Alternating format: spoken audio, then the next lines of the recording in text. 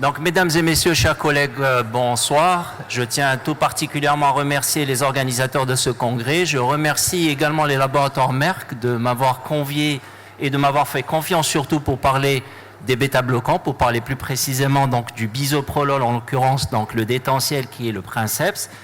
Alors, on parle encore de l'hypertension artérielle parce qu'en fait, c'est une pathologie qui reste fréquente. Quasiment la première cause ou le premier facteur de la maladie cardiovasculaire. Quasiment 1,3 milliard de personnes répertoriées dans le monde qui sont hypertendues à l'âge adulte et que les 2/3 de cette population vit essentiellement dans les pays en voie de développement ou les pays émergents. On voit principalement que cette pathologie touche les deux sexes, aussi bien le sexe masculin que le sexe féminin, quasiment à 1/3 de sa proportion. Donc c'est dire que c'est une affection qui est fréquente et qui touche quasiment au même titre les deux sexes masculins et féminins.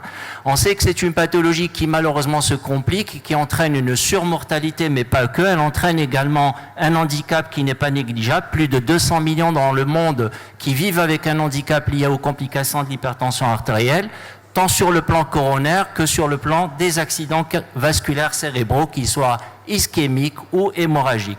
Alors, ce qui est important, c'est que cette pathologie reste sournoise, malheureusement, et que très souvent, on a des patients qui sont hypertendus dans la nature, mais qui ne sont pas diagnostiqués, sachant que quasiment un patient sur deux qui est hypertendu ne se sait pas hypertendu, et que même lorsqu'on fait le diagnostic de l'hypertension artérielle, même les patients qui sont traités pour une hypertension artérielle, vous avez à peine 13% de cette population qui est contrôlée, c'est-à-dire qui est aux objectifs thérapeutique.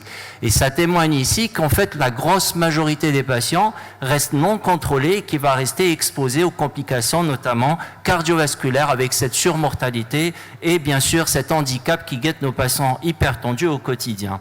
Alors, il est clair que l'Algérie n'est pas épargnée. On a quasiment 1/3 de la population algérienne adulte est concernée par cette pathologie. Ça avait déjà été retrouvé, si vous vous rappelez, dans les données de l'étude de la SAHA en 2003. Et puis ces données se confirment dans le temps. Et ce qui représente à peu près 10 millions d'Algériens adultes qui vivent avec une hypertension artérielle. Et ce qui fait de cette pathologie ou de cette maladie la première cause des maladies chroniques dans la population algérienne. Donc vous voyez que l'Algérie n'est pas en reste du monde. On sait aussi que cette hypertension artérielle fait partie d'un continuum cardiovasculaire. Initialement on parlait du continuum cardiovasculaire, on parle aujourd'hui du continuum cardio-rénal, et que je disais que ça a entraîné des complications, ça a entraîné une surmortalité. Et rien qu'en 2016, on avait quasiment plus de 41 000 décès qui étaient liés directement à l'hypertension artérielle et plus de 98 000 décès qui étaient liés à la maladie cardiovasculaire dans l'absolu. Alors que lorsqu'on fait le diagnostic, lorsqu'on traite correctement un patient hypertendu et que nous sommes à l'objectif, avec simplement 20 mm de mercure en moins des niveaux de pression artérielle initiaux, on réduit quasiment de moitié cette mortalité cardiovasculaire chez les patients adultes âgés de 35 à 69 ans. Donc vous voyez que le fait de faire le diagnostic, le fait d'arriver à l'objectif, ça permet de manière effective à protéger le patient, notamment de ces complications et de cette surmortalité. Et puis quand on traite des patients et qu'on arrive à l'objectif des patients hypertendus, c'est ce qu'on fait au mieux en matière de réduction de la mortalité cardiovasculaire. On le fait mieux que lorsqu'on traite par exemple un patient diabétique, un patient dyslipidémique et qu'on arrive à l'objectif. Donc effectivement, le fait de baisser les tensions-là, ça protège bel et bien des complications cardiovasculaires et de la mortalité. Alors, la physiopathologie, on la connaît, de l'hypertension artérielle. On sait qu'il y a un terrain génétique indéniable. Il y a également des facteurs environnementaux et le mode de vie qui vont jouer également un rôle. Mais aussi, il y a la pollution atmosphérique. Et puis, au final, il y a également le système neuro-humoral et le système rénine-angiotensine qui vont intervenir et qui vont faire le lit de l'inflammation vasculaire et donc de toutes les complications cardiovasculaires qui guettent nos patients hypertendus. Et on voit principalement parmi les paramètres régulateurs, parmi donc les fonctions régulatrices de niveau de pression artérielle, c'est majoritairement le système rénine-angiotensine-aldostérone et puis le système sympathique qui va avoir une action notoire dans la régulation des niveaux de pression artérielle. Alors, il est clair que les patients hypertendus obéissent à cette atteinte polyfactorielle qui va malheureusement être déréglée, qui va être à l'origine de la pathologie. C'est ce qui a été donc identifié, c'est ce qui a été présenté lors des recommandations de l'ESH de 2023. Et même l'ESC 2024 dit exactement les mêmes choses, c'est-à-dire que cette hypertension artérielle est une pathologie polyfactorielle dans laquelle le système neuro-humoral va intervenir de manière notoire dans la régulation des niveaux de pression. Et quand il y a un dérèglement de système neuro-humoral, forcément, ça va aboutir à l'hypertension artérielle et donc à toutes les complications liées à cette pathologie. Alors, je vais vous demander de voir ensemble le cas d'un patient, le profil d'un patient. On va essayer d'imager cette hypertension artérielle. C'est un patient âgé de 47 ans et qui ne fait pas d'activité physique, mais qui marche 30 minutes pour aller au travail chaque jour. Est-ce que ça suffit? On pourra en parler dans le débat. Et puis, notre patient fume. Il fume un paquet par jour déjà depuis 10 ans. On retrouve dans ses antécédents familiaux la notion donc de maladie cardio-métabolique, en l'occurrence le diabète et l'hypertension artérielle. Chez notre patient, donc, il y a eu un stress professionnel, il rentre chez lui, il prend ses pressions artérielles et voilà ce qu'il retrouve. Il retrouve des niveaux de pression à 165-100 mm de mercure. Alors, il vous consulte et puis notre patient, on sent qu'il est anxieux, il est d'ailleurs bavard pendant qu'on l'examine. Et chez notre patient, on va retrouver un rythme régulier à 92 battements par minute, une pression artérielle après 5 minutes de position assise au repos. On va retrouver donc des niveaux de pression au niveau du bras droit à 158-89 mm de mercure, 160-92 mm de mercure, sachant que notre patient a subi un stress. Alors, il y a une façon de faire. Quand on voit ce patient en consultation, on peut se dire, finalement, c'est une tension artérielle qui est liée à un niveau de stress. On va le rassurer en lui disant qu'il n'y a rien de méchant, lui donner un anti-stress et on le renvoie chez lui. Ou alors, par exemple, on va dire qu'il s'agit bel et bien d'une hypertension artérielle. On va recommander un traitement chez ce patient, probablement monothérapie avec le bilan des facteurs de risque. Ou alors, on va dire qu'il s'agit plutôt d'une poussée hypertensive, c'est-à-dire que les choses commencent à devenir plus sérieuses et on va lui donner une bithérapie plutôt qu'une monothérapie avec, bien sûr, le bilan des facteurs de risque de la maladie cardiovasculaire. Ou alors, on peut dire qu'il s'agit bien et bien d'une urgence hypertensive pour laquelle il faut faire très vite. Il faut l'envoyer, donc, notamment dans une unité de soins d'urgence médicale, cardiologique, pourquoi pas. Ou alors, aucune de ces réponses n'est validée. Alors, à main levée, qui dirait plutôt que la dernière réponse est juste ou plutôt une des questions ou une des réponses proposées précédemment? Donc, on est bien d'accord. Il faudrait, avant de porter le diagnostic d'une hypertension artérielle, déjà vérifier est-ce que cette pression artérielle a été mesurée dans de bonnes conditions. Et de bonnes conditions, c'est-à-dire que le patient doit être assis, les pieds posés par terre, le dos adossé contre le dossier du siège, et puis il ne faudrait pas que la personne ait pris un café, par exemple, dans les 30 minutes qui précèdent la prise de pression artérielle ou de tension artérielle. Il ne faut pas qu'il ait fumé non plus, il ne faut pas qu'il soit bavard. Donc un patient qui s'agite et qui commence à parler comme pendant qu'on prend la pression artérielle, il va falloir de lui dire de se détendre et de se taire surtout pour essayer de prendre la pression artérielle dans de bonnes conditions. Il faut vérifier aussi que l'appareil qui a été utilisé est validé. On sait pertinemment qu'il y a plus de 4000 appareils électroniques vendus de par le monde, mais que 8% seulement de ces appareils sont validés. Donc je vous propose ce site, le Stride BP, vous pouvez y aller, vérifier éventuellement est-ce que les appareils utilisés par nos patients sont validés avant de les utiliser pour l'automesure, notamment à domicile. Et puis on fait le diagnostic de l'hypertension artérielle. Aujourd'hui, tout à l'heure, le docteur Awish en avait parlé, et on nous propose aujourd'hui, selon les recommandations de l'ESC 2024, de voir les patients selon 3 profils. Alors, il y a des patients qui ne sont pas considérés comme hypertendus, ils ont des niveaux de pression tout à fait normaux, et ces patients-là, ce sont les patients qui ont des niveaux de pression inférieurs à 120-170 mm de mercure. Et puis, que l'on soit donc en consultation, on considère le patient hypertendu, bel et bien à partir de 140-90 mm de mercure. Donc, vous voyez que là, ça n'a pas changé. Quand on fait de l'automesure, c'est à partir de 135-85 mm de mercure. Donc, on réduit ces 5 mm par rapport au niveau de pression en consultation. Lorsqu'on fait une MAPA, alors on a essentiellement trois valeurs. On a la valeur diurne, on a la valeur nocturne et puis on a la moyenne des 24 heures. Pour la valeur diurne, il faut qu'elle soit en dessous de 135-85 mm de mercure. Et là, elle est normale. À partir de 135-85, il y a de l'hypertension artérielle. Pour la nocturne, c'est à partir de 120-70 mm de mercure. Donc, vous voyez, ça n'a pas changé par rapport aux recommandations antérieures. Et puis, pour les 24 heures, c'est 130-80 mm de mercure. Donc, pour ceci, en fait, ce qui a un peu changé dans ces recommandations, c'est cette façon de voir le patient. Soit c'est un patient qui a des niveaux de pression inférieurs à 120-70, on est tranquille. À partir de 120 jusqu'à 139 mm de mercure, attention, c'est une sonnette d'alarme. C'est un patient qui n'est pas hypertendu, mais qui a des niveaux de pression normales mais hautes. d'accord, ou élevé, et ça veut dire que chez ces patients-là, il va falloir le regarder de plus près, il va falloir faire la liste exhaustive de tous les facteurs de risque, scorer le patient, et si le patient est à haut risque cardiovasculaire, même s'il a des niveaux de pression à 128 ou 130 mm de mercure, il est intéressant de mettre un traitement pharmacologique chez ces patients. Bien sûr, si le patient à ce moment-là n'est pas, il est plutôt hypertendu avec des niveaux de pression au-delà de 140-90, il n'y a pas de doute, c'est des patients qu'il faut traiter sans trop attendre parce que le temps, c'est une atteinte vasculaire et c'est donc une surmortalité chez nos patients. Alors, chez les patients qui ont des niveaux de pression non élevés, moins de 120-70, on est tranquille, il n'y a pas d'indication à mettre un traitement. Pour les pressions normales mais hautes, scorer le patient, éventuellement un traitement pharmacologique s'impose. Devant une hypertension artérielle, il n'y a pas de doute, il faut traiter. Et là, vous avez bien sûr, selon les recommandations de l'ESC 2024, la place de l'automesure à domicile, la place de la MAPA n'ont pas changé. Il y a intérêt à faire de l'automesure, à faire à nos patients de la MAPA pour justement avoir un bon profil du patient et savoir identifier notamment les hypertensions artérielles nocturnes qui aujourd'hui prennent leur place dans l'arsenal thérapeutique et dans la prise en charge des patients hypertendus. Alors, et une fois qu'on a fait le diagnostic, bien sûr, les règles hygiéno-diététiques s'imposent, à savoir l'alimentation, la réduction du sel, l'activité physique, mais tout ça on le sait et on le fait déjà. Ça permet de réduire les niveaux de pression artérielle, mais ça permet de réduire également les complications cardiovasculaires. Quant au traitement pharmacologique, si on se réfère aux recommandations de l'ESH 2023, ben c'est pas compliqué. Il y a, pour la majorité des patients, l'intérêt de mettre une bithérapie en bloquant le système rénine-angiotensin-aldostérone, auquel on va rajouter soit un diurétique, soit un inhibiteur calcique, et ça permet en général de régler le problème dans 60% des cas, et dans 40% des cas, il va falloir augmenter ou mettre une association, une triple association en rajoutant le calcique ou le diurétique en fonction de ce qu'on en avait mis au départ.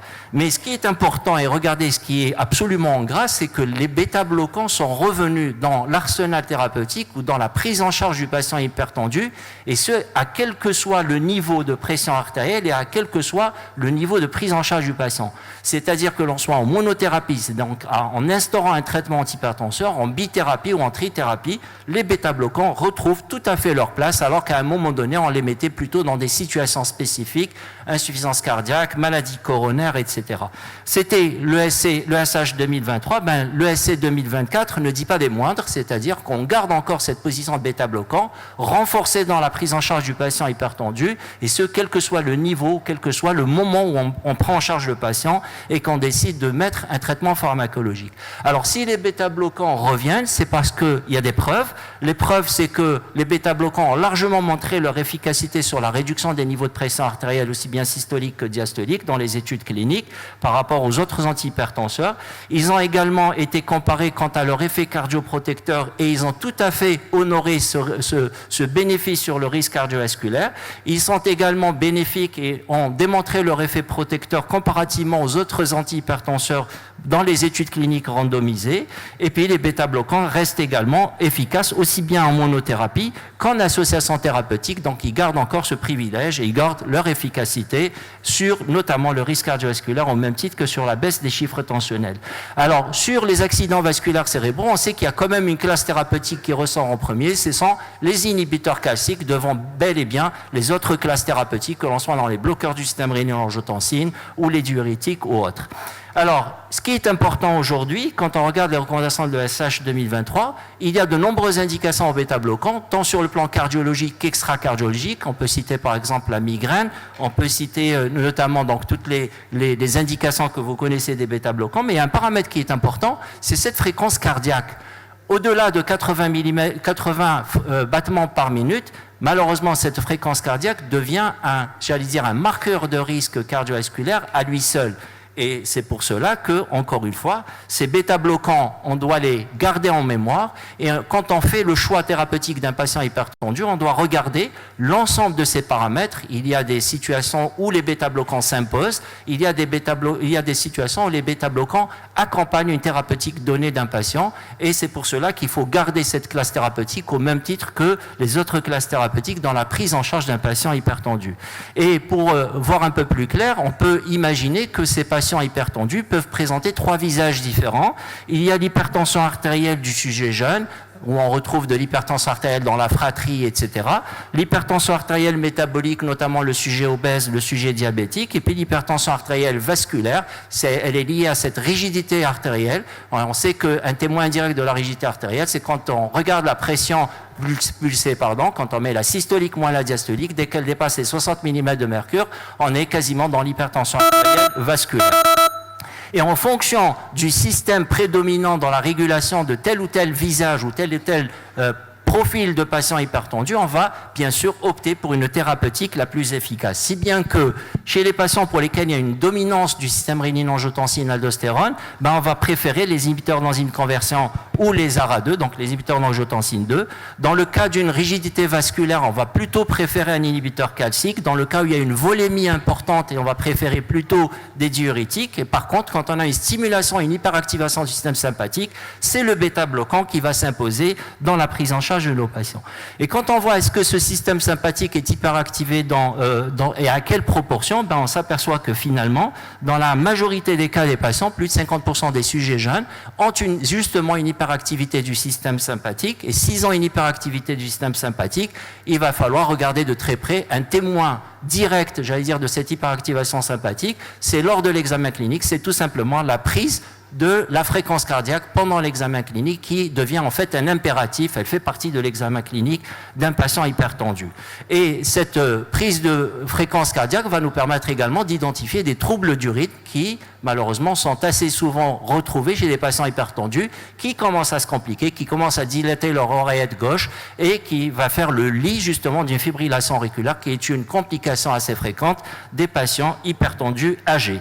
Alors, la fréquence cardiaque au-delà de 80 constitue un marqueur de risque supplémentaire sur le plan des complications cardiovasculaires et ça c'est indéniable. Ça a été cité en 2018 et ça est recité en 2020 dans les recommandations de la Société internationale d'hypertension artérielle.